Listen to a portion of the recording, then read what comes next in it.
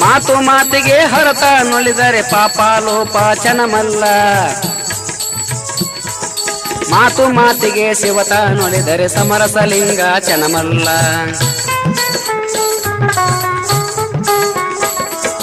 ಯಾಕ ಬಂದಿರೋ ಅಂಗಲಿಂಗ ಸಾಕ್ಷಾತ್ ಶಿವನೇ ನಿಮ್ಮಲ್ಲೇ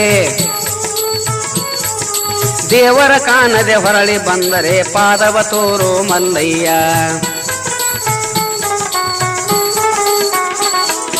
ದೇವ ನಿಮ್ಮ ಭಕ್ತರ ಮಹಿಮೆ ಹೇಳಿದರೊಂದು ಅಳವಿಲ್ಲ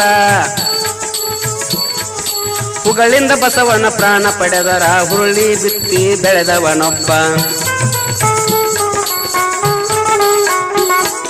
ಹುರುಳಿ ಬಿತ್ತಿ ಬೆಳೆದವನೊಬ್ಬ ಹರಳ ಬಿತ್ತಿ ಬೆಳೆದವನೊಬ್ಬ ಹರಳ ಬಿತ್ತಿ ಕಲಕೆ ತಯ್ಯ ಕಲಿಯುಗದಲ್ಲಿ ಸೋಜಿಗವು